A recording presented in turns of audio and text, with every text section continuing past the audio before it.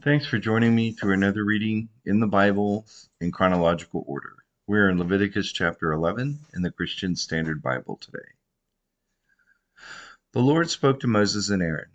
Tell the Israelites, you may eat all these kinds of land animals. You may eat any kind of animals with divided hooves and the chews that cud. But among the ones that chew the cud or have divided hoofs, you are not to eat these. Camels, though they chew the cud, do not have divided hoofs, they are unclean for you. Hyraxes, though they chew the cud, do not have hooves, they are unclean for you. Hares, though they chew the cud, do not have hooves, they are unclean for you. Pigs, though they have divided hooves, do not chew the cud, they are unclean for you. Do not eat any of their meat or touch their carcasses, they are unclean for you. This is what you may eat from all that is in the water. You may eat everything in the water that has fins and scales, whether in the seas or streams.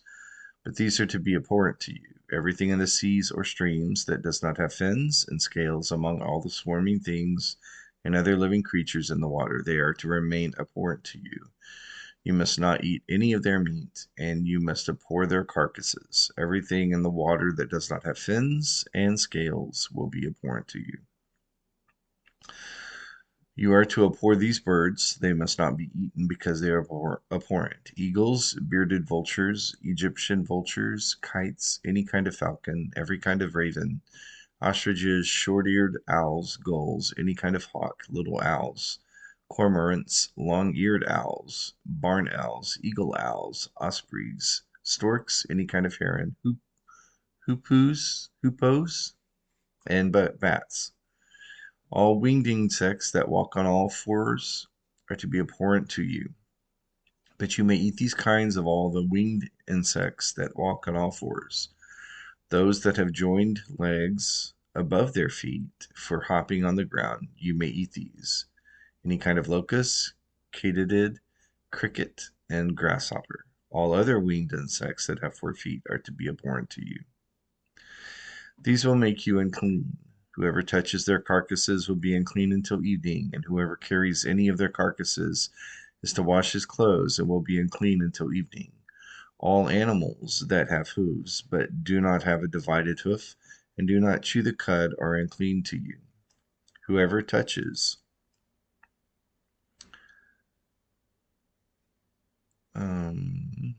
Whoever touches them becomes unclean. All the 4-footed animals that walk on their paws are unclean for you. Whoever touches their carcasses will be unclean until evening, and anyone who carries their carcasses is to wash his clothes and will be unclean until evening. They are unclean for you. These creatures that swarm on the ground are unclean for you. Weasels, mice, any kind of large lizard, geckos, monitor lizards, common lizards, skinks, and chameleons. These are unclean for you among all the swarming creatures. Whoever touches them when they are dead will be unclean until evening. When any one of them dies and falls on anything, it becomes unclean. Any item of wood, clothing, leather, sackcloth, or any implement used for work, it is to be rinsed with water and will remain unclean until evening.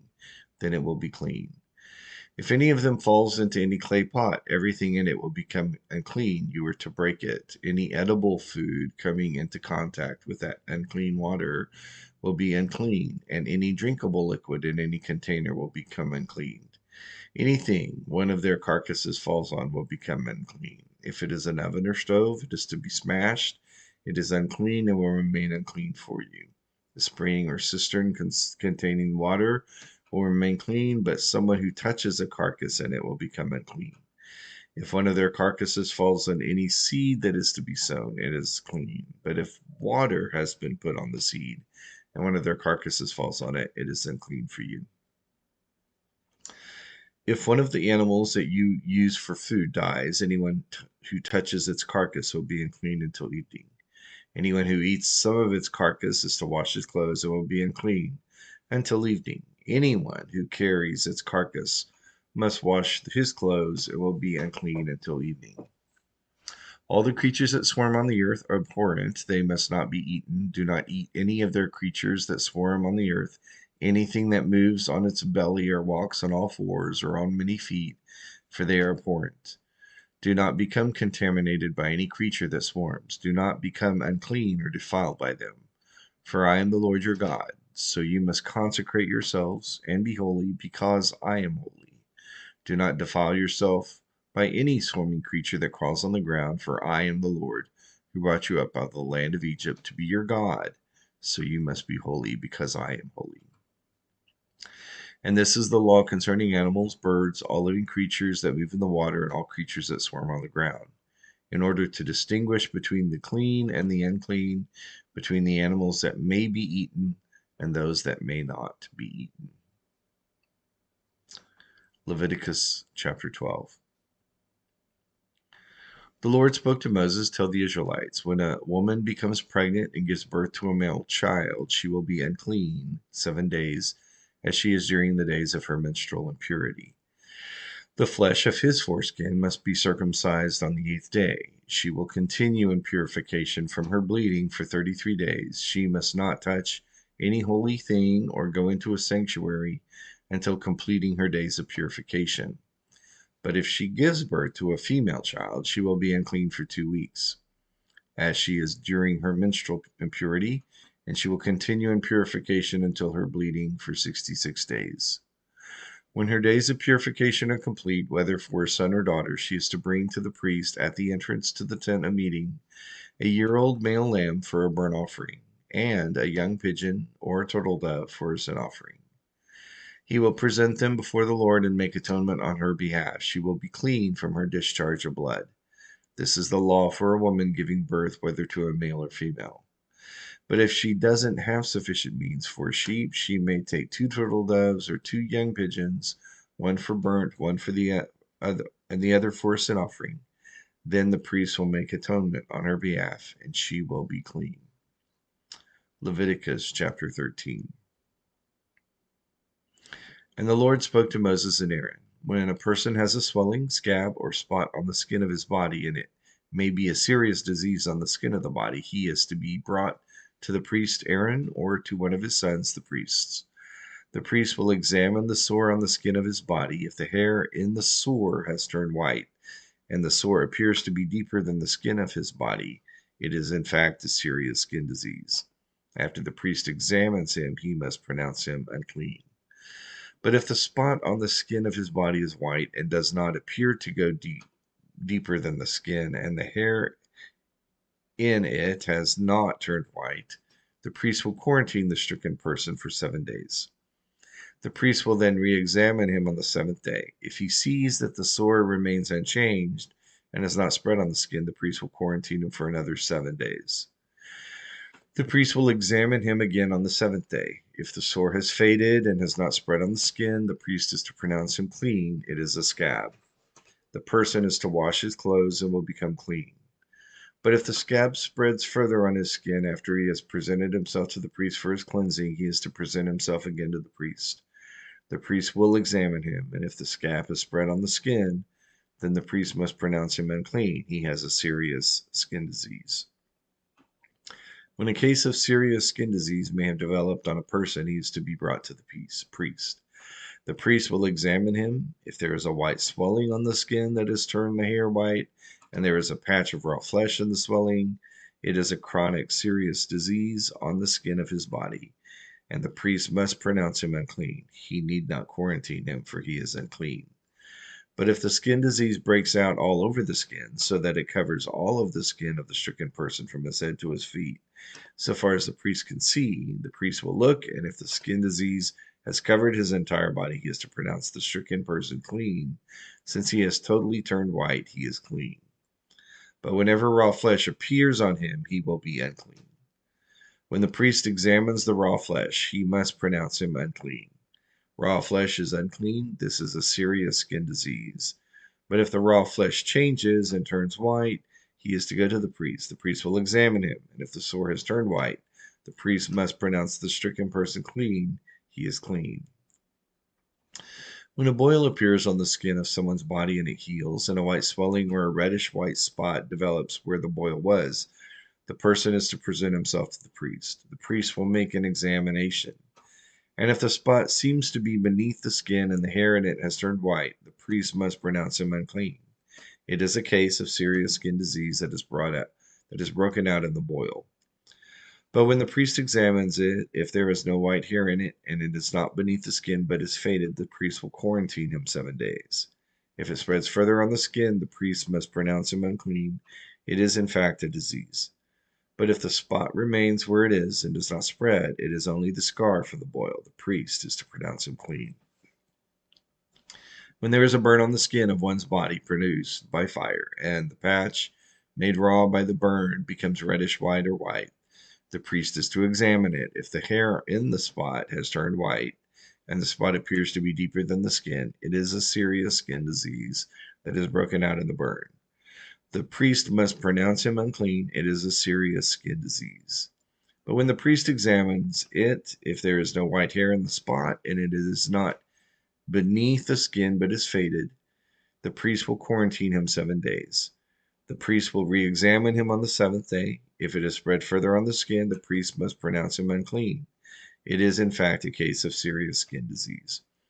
But if the spot has remained where it was and is not spread on the skin but is faded, it is the swelling from the burn. The priest is to pronounce him clean, for it is only the scar from the burn. When a man or woman has a condition on the head or chin, the priest is to examine the condition. If it appears to be deeper than the skin and the hair in it is yellow and sparse, the priest must pronounce the person unclean. If it is a scaly outbreak, a serious skin disease of the head or chin, when the priest examines the scaly condition, if it does not appear to be deeper than the skin and there is no black hair in it, the priest will quarantine the person with the scaly condition for 7 days. The priest will re-examine the condition on the 7th day. If the scaly outbreak has not spread, and there is no yellow hair in it, and it does not appear to be deeper than the skin, the person is to shave himself, but not shave the scaly area. Then the priest will quarantine the person who has the scaly outbreak for another 7 days. The priest will examine the scaly outbreak on the 7th day, and if it has not spread on the skin and does not appear to be deeper than the skin, the priest is to pronounce the person clean. He is to wash his clothes, and he will be clean. But if the scaly outbreak spreads further on the skin after its cleansing, the priest is to examine the person. If the scaly outbreak has spread on the skin, the priest does not need to look for a yellow hair. The person is unclean. But if, as far as he can see, the scaly outbreak remains unchanged and black hair has grown in it, then it is healed. He is clean. The priest is pronounced the person clean. When a man or woman has white spots on the skin of his body, the priest is to make an examination. If the spots on the skin of the body are dull white, it is only a rash, but is broken out on the skin, the person is clean. If a man loses the hair on his head, he is bald, but he is clean. Or if he loses the hair at his hairline, he is bald on his forehead, but he is clean. But if there is a reddish white condition on the bald head or forehead, it is a serious skin disease breaking out on his head or forehead. The priest is to examine him, and if the swelling on the condition of his bald head or forehead is reddish white, like the appearance of a serious skin disease on his body, the man is afflicted with a serious skin disease. He is unclean. The priest must pronounce him unclean. The infection is on his head. The person who has a case of serious skin disease is to have his clothes torn and his hair hanging loose, and he must cover his mouth and cry out, "Unclean, unclean." He will remain unclean as long as he has the disease. He is unclean. He must live alone in a place outside the camp. If a fabric is contaminated with mildew in wool or linen fabric, in the warp or the weft of linen or wool, or in a leather or anything made of leather, and if the contamination is green or red in the fabric, the leather, the warp, the weft, or any leather article, it is a mildew contamination, and it is to be shown to the priest. The priest is to examine the contamination and quarantine the contaminated fabric for 7 days. The priest is to re-examine the contamination on the 7th day. If it has spread in the fabric, the warp, the weft, or leather, regardless of how it is used, the contamination is harmful, mildew, it is unclean. He is to burn the fabric, the warp or weft, in wool or linen, or any leather article which is contaminated. Since it is harmful mildew, it must be burned. When the priest examines it, if the contamination has not spread in the fabric, the warp, the weft, or any leather article, the priest is to order whatever is contaminated to be washed and quarantined for another 7 days. After it has been washed, the priest is to re-examine the contamination. If the appearance of the contaminated article has not changed, it is unclean. Even though the contamination has not spread, you must burn the fabric. It is a fungus on the front or back of the fabric. If the priest examines it and the contamination has faded after it has been washed, he is to cut the contaminated section out of the fabric, the leather, or the warp or weft. If it reappears in the fabric, the warp or weft, or any leather article, it is broken out again, and you must burn whatever is contaminated. But if the contamination disappears from the fabric, the warp or weft, or any leather article which have been washed, it is to be washed again, and it will be clean. And this is the law concerning a contamination of mildew in wool or linen, fabric, warp or weft, or any other leather article, in order to pronounce it clean or unclean. So that rather lengthy reading about cleanliness, the clean or unclean, shows various aspects of how Jewish law distinguished. It should be noted that while even the woman, when she is unclean, is found to be offering a sin offering, that doesn't necessarily mean the uncleanness itself is sinful, but rather it is God teaching the Israelites to be deeply concerned about his brother in the context of uncleanness. And the manifestation of that uncleanness needs to be regularly checked so as to protect the community. And that should be significant to us to recognize that when the law is given, while God is sought to be honored, and as he notes, he would be made holy, many of the laws, if not all of the laws, were for the benefit of what God knew would help or harm the community. And so God gave laws with that objective, because God is love. Thanks for joining me today. Join me again for another reading tomorrow through the Bible in chronological order.